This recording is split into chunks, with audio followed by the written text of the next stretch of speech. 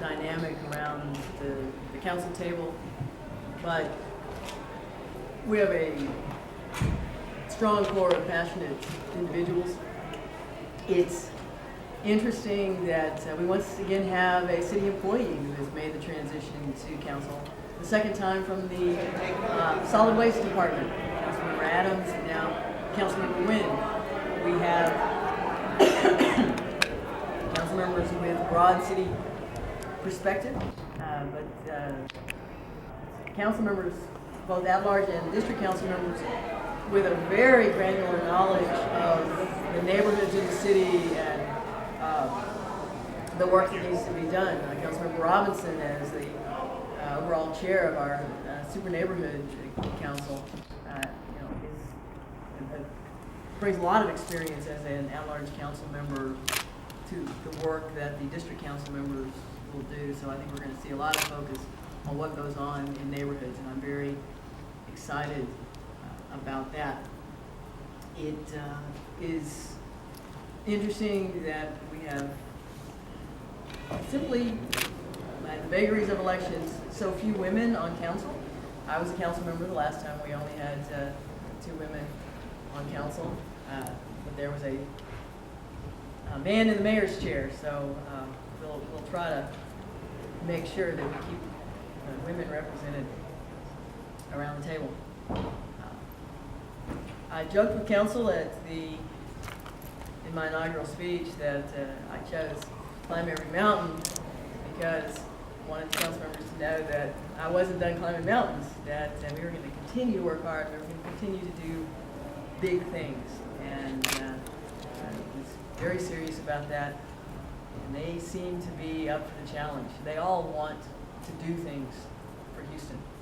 I couldn't mention every initiative that we have working currently, every big idea we have in that speech, but it's going to be a busy 2 years, and I'm excited about it. So, you have questions? Mayor, what do you think? Choose the 3 items that you did mention, because I think I've heard you mention all 3 of them before. So, what led into those being chosen for the speech?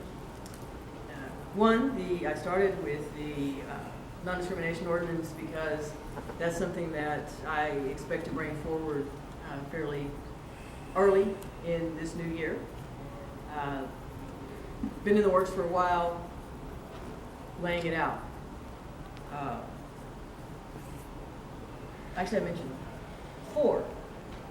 I talked about homelessness, something that I mentioned. I said was a priority 2 years ago, but I brought it up again because we have made tremendous progress in addressing homelessness, more than we anticipated.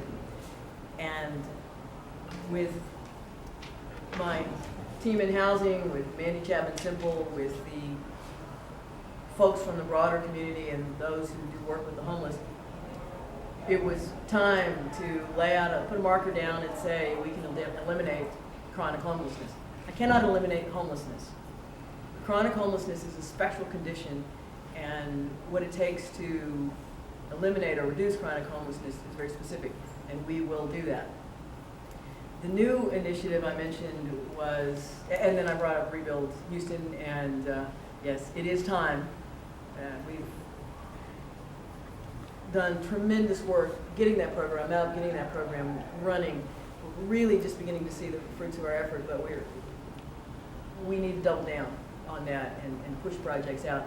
And then finally, the new initiative was doing something with the coastal communities about hurricane protection. No one seems to be, there's a lot of conversation, no one seems to be stepping up and saying, I'm going to convene a meeting.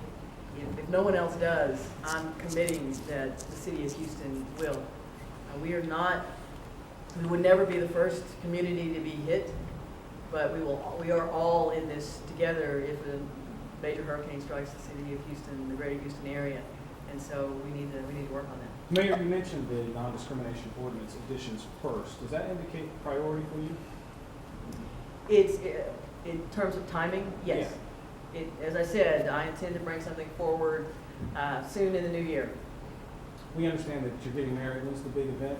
What made you change your mind about moving to Texas? Whether or not I get married is a private matter, and I'm not going to announce it today. When I have a big announcement, I'll do that.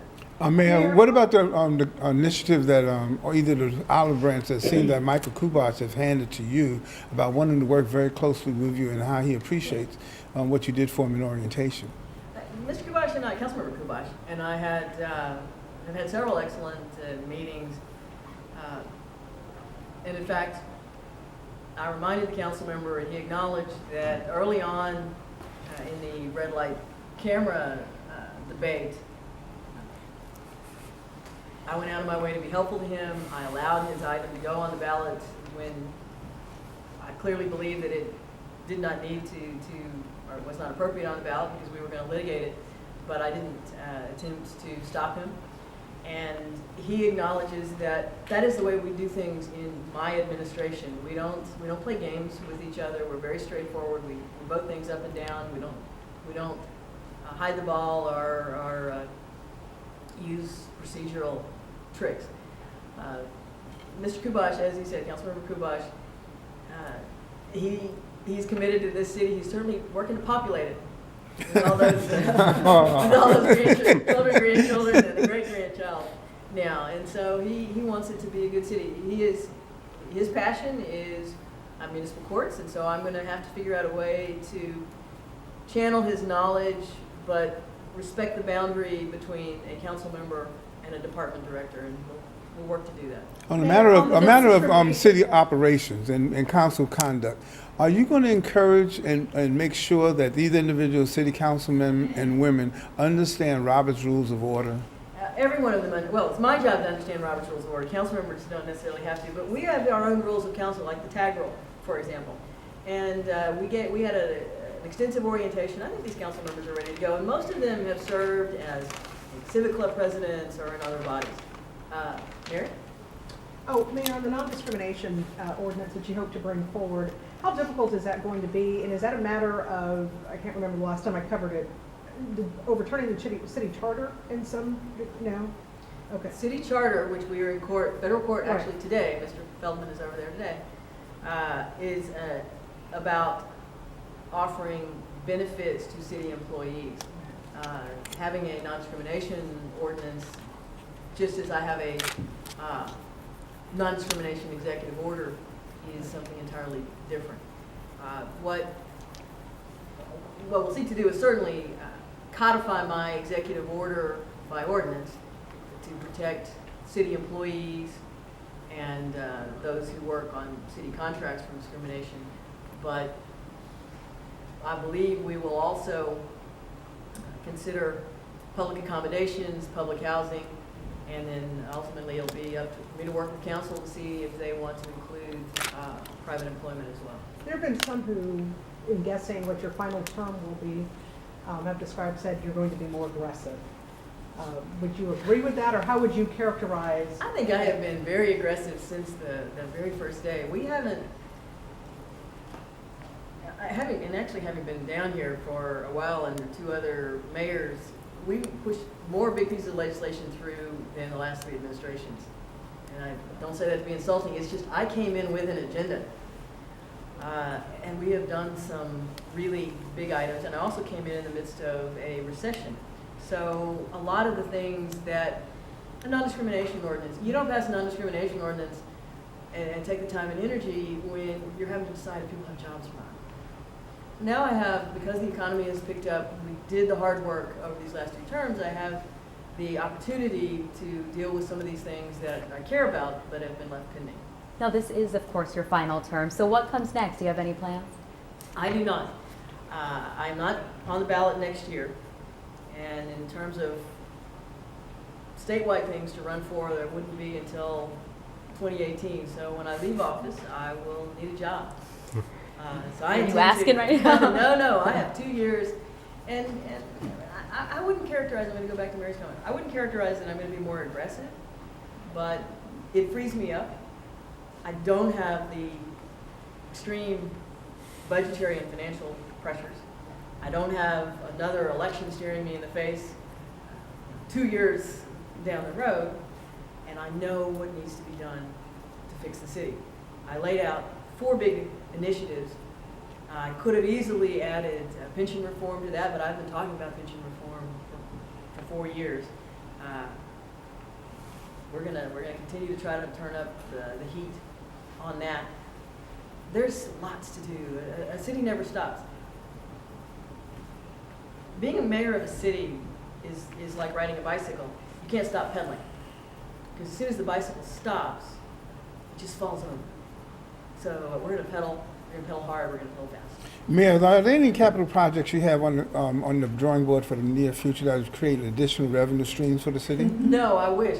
Now, again, going back to the big things coming up, the Justice Complex, and So you actually gonna do that? well, I hope to be able to break ground before I leave. That'd be great. It's not gonna be built. I hope to be able to break ground on a new Justice Complex that the next mayor will enjoy. But when you consider all the things that had to go into, we had to deal with crime lab issues. I had to get out of the jail business. We had to decide where we wanted it and what we needed to have in it. I'm now dealing with, do we keep our vehicle maintenance facility on that same site, or do we build a different vehicle maintenance? All of those moving parts, you're checking them off the list so that when we sit down to build the Justice Complex, it will be about what do the police officers need in a headquarters and what do the municipal courts need to provide justice. And so it's been a lot of steps. Mayor, and you say you sort of issue a warning to council members, things are going to get busier, but the key things that you mentioned in the speech are things that you've said at some point before. What makes up the rest of the laundry list that wasn't mentioned? Like, and why are those, further down the list? I'm not just whining about not having a good leader. So there wasn't some big new. Hey, I have 2 years. I want to finish the jobs that I've started, and I have enough major items to keep me occupied with that. But sure, I have to deal with Uber and taxi cabs very early in this new year. We have kennel ordinance overhaul that's coming to council. I'd like to have a serious conversation with council members about whether we should outlaw feral pets in the city of Houston. But that's not a major new initiative. That is a policy decision that is going to take all of us. And so I still have my single-spaced, multi-page list of small items that need to be taken care of. Cities never stop. Real quick, what exactly would the city's role be in the Ike or related conversation? Just taking the lead, because there's so many jurisdictions over there. Taking the lead. Someone has to step up and say, let's convene a meeting. I don't want to be in charge of this. I have enough to say grace over, but someone has to step up. And if I can call people together and say, please show up. This is not going to be a big conference or a seminar. We've had conferences and seminars. We know what some of the options are. Get the principals in a room together and say, where do we need to put our energies? What resources are available? Let's line up behind one of these plans and make it happen. Otherwise, 2 years from now, 5 years from now, 10 years from now, the hurricane hits and we'll say, well, I wish we'd done something back then. Thank you, Mayor.